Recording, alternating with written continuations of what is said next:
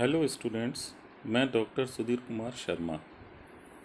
हमने अपने previous lectures में पढ़ा था कि साइट प्रिपरेशन के लिए हमें किन चीज़ों का ध्यान रखना है। उसके बाद में हमने जहाँ कंप्यूटर सेंटर स्थापित कर रहे हैं उसमें एसी रिक्वायरमेंट के बारे में बात की और फॉल सीलिंग और फॉल्स फ्लोरिंग के क्या क्या रिक्वायरमेंट हैं या उनके क्या फ़ायदे हैं उसके बारे में डिस्कस किया था।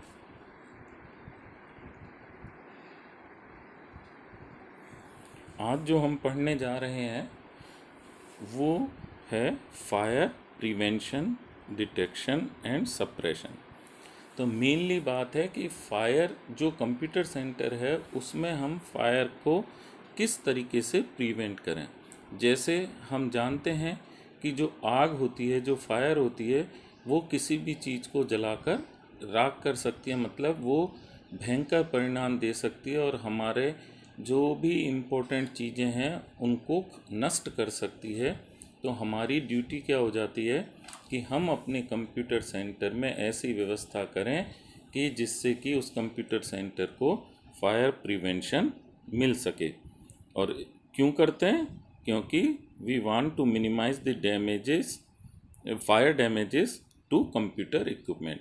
आग से होने वाले जो डैमेज हैं उनसे अपने सिस्टम को बचाने के लिए फायर प्रिवेंशन की आवश्यकता होती है।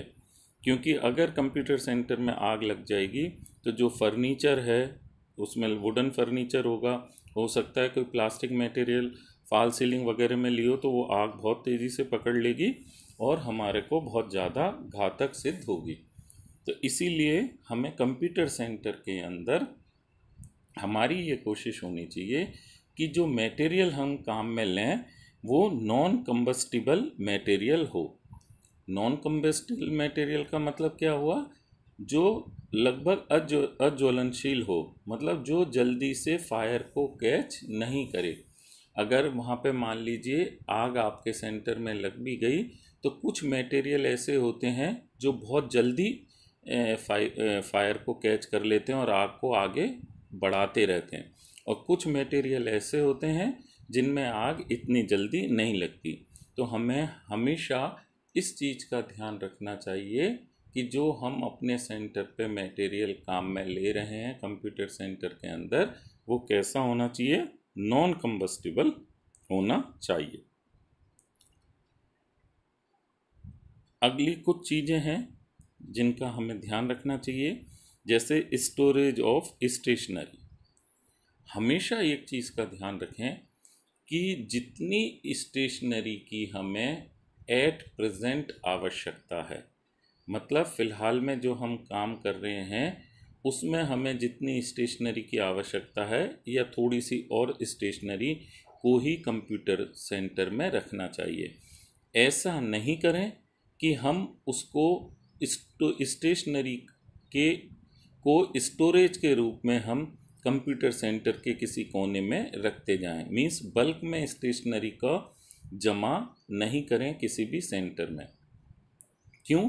कि हमने कोशिश तो की फायर प्रिवेंशन के मेथड्स लगाने की, लेकिन अगर इन केस अगर हम पूरी तरीके से सक्सेसफुल नहीं हुए तो किसी भी रीज़न से अगर हमारे कंप्यूटर सेंटर में आग लग गई और अगर हमारे बहुत बल्क में स्टेशनरी है तो आप जानते हैं कि स्टेशनरी बहुत जल्दी से फायर को कैच कर लेगी और हमारा जितनी भी चीज़ें हैं उनको डैमेज हो जाएगा, कंप्यूटर जल जाएंगे, फर्नीचर जल जाएंगे। तो इस चीज़ का ध्यान रखें कि जो एक्स्ट्रा स्टेशनरी है, बल्क में स्टेशनरी है, उसको कंप्यूटर सेंटर से दूर रखें। फिर है एंसिलरी इक्विपमेंट्स। जो एंसिलरी का क्या मतलब होता है? जो सहायक इक्विपमेंट्स हैं आपके कंप्यूटर सेंटर को रन करने के लिए, अगर किन्हीं दूसरी सहायक वस्तुओं की आवश्यकता पड़ती है तो उनको भी हम क्या करें? अपने सेंटर से दूर रखें। जैसे मान लीजिए कि आपका डीजल जनरेटर है और उसके लिए आपको डीजल की आवश्यकता होती है, तो ऐसा ना करें कि हम जो हमारे डीजल जनरेटर के लिए डीजल की आवश्यकता है उसी को कंप्यूटर सेंटर में रख दें, क्योंकि डीजल अपन सब जने जानते हैं विदाउट एनी टाइम वो फायर को कैच कर लेगा और बहुत ज़्यादा घातक परिणाम हमारे सामने आएंगे। तो इस तरीके से हमें इन चीज़ों का भी ध्यान रखना चाहिए कि ऐसी चीज़ें डिटेल टाइप उनको भी हम कंप्यूटर सेंटर से दूर, यथासंभव दूर रखें। डक्ट्स, हमें हमारे सेंटर के अंदर डक्ट्स की उपयोगिता को समझना चाहिए। नॉर्मली जो डक्ट की बात करते हैं वो एयर डक्ट्स होते हैं। अगर किसी कारण से अगर आग लग जाए तो अंदर क्या होगा, अगर प्रॉपर एयर डक्ट नहीं है तो अंदर बहुत ज़्यादा घुटन हो जाएगी, धुआं भर जाएगा और जो एम्प्लॉयज़ की जान है वो भी खतरे में पड़ जाएगी। तो हमेशा ध्यान रखें कि प्रॉपर डक्ट्स की व्यवस्था हो किसी भी कंप्यूटर सेंटर के अंदर। डिटेक्टिंग डिवाइस एंड सिस्टम, ये बहुत बड़ा रोल प्ले करते हैं फायर प्रिवेंशन एंड डिटेक्शन के डिवाइसेस के रूप में या सिस्टम के रूप में। इसमें दो तरीके के डिटेक्टर काम में लिए जाते हैं। अगर किसी सेंटर में आग लग जाए सारे प्रिवेंशन मेथड्स को यूज़ करते हुए भी, तो ये डिटेक्टर्स अपना रोल प्ले करते हैं। मेनली दो तरीके के डिटेक्टर होते हैं, एक हीट डिटेक्टर और एक स्मोक डिटेक्टर। हीट डिटेक्टर कब एक्टिवेट होता है, जैसे ही एक सर्टेन आग लगने पे एक सर्टेन अमाउंट का टेम्परेचर पहुंचता है तो हीट डिटेक्टर एक्टिवेट हो जाता है, और एक सर्टेन अमाउंट से ज़्यादा स्मोक होते ही स्मोक डिटेक्टर अपना काम शुरू कर देता है। पहला जो फायर अलार्म, और इन डिटेक्टर्स के एक्टिवेट होने पे हमारे वहाँ पे फायर अलार्म्स होंगे, वो एक्टिवेट होंगे। और जो पहला फायर अलार्म है वो क्या काम करेगा, वो कट ऑफ करेगा पावर को, एसी सिस्टम को।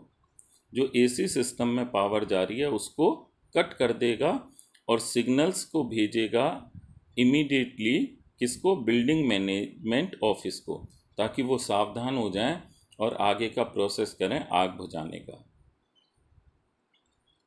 और अपने नियरेस्ट फायर स्टेशन को भी वो इन्फॉर्म करेगा। जो सेकंड अलार्म है वो क्या करेगा, पावर सप्लाई को कट ऑफ करेगा, किसके, कंप्यूटर रूम की। तो इस तरीके से जो डिटेक्टर्स हैं वो भी वर्क करेंगे, और डिटेक्टर्स के साइमल्टेनियसली अलार्म सिस्टम भी हम काम में लेते हैं, जिससे कि प्रॉपर अपन एक्शन ले सकें। फायर सप्रेशन सिस्टम, जो फ्लडिंग सिस्टम होती है या फायर एक्सटिंग्विशर होते हैं, उनकी सहायता से, अग्निशमन जो यंत्र होते हैं उनकी सहायता से हम आग पे काबू पा सकते हैं। तो अगर इन कुछ पॉइंट्स का हम ध्यान रखें तो काफ़ी हद तक हम फायर को प्रिवेंट भी कर सकते हैं, और अगर फायर लग भी जाए सिस्टम में तो उससे होने वाले डैमेज को कम से कम किया जा सकता है। इलेक्ट्रिकल अर्थिंग, बचपन से ही हम पढ़ते आ रहे हैं अर्थिंग के बारे में। तो सिंपल वे में हम उसे अर्थिंग कहते हैं, लेकिन उसकी फुल टर्म होती है इलेक्ट्रिकल अर्थिंग, और इसका दूसरा नाम होता है ग्राउंडिंग। जो इलेक्ट्रिकल अर्थिंग होती है इसका प्रमुख कार्य होता है कि ये प्रोटेक्शन प्रोवाइड करता है हमको फ्रॉम इलेक्ट्रिक शॉक। कैसे, हम जानते हैं कि दो वायर्स होते हैं फेस के, और एक न्यूट्रल वायर होता है। जो न्यूट्रल वायर होता है वो अर्थ का ही वायर होता है।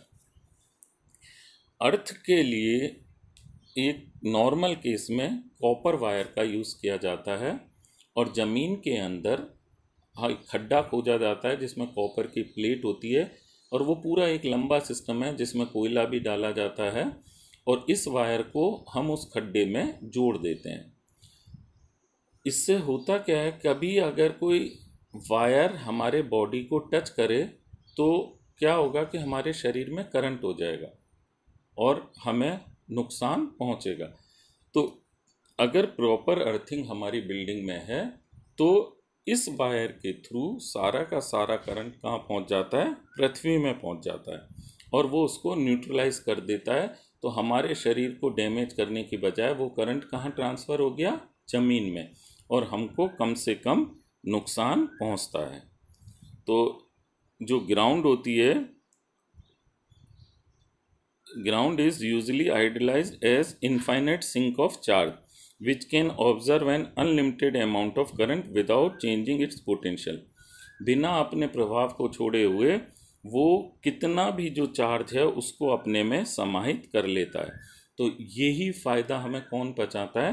अपनी ग्राउंडिंग। कई बार ग्राउंडिंग अपन को जो सर्किट है उसको भी कट कर देता है और होने वाले नुकसानों से बचाता है। तो इस तरीके से ग्राउंडिंग के कुछ फायदे होते हैं। Okay, thanks students.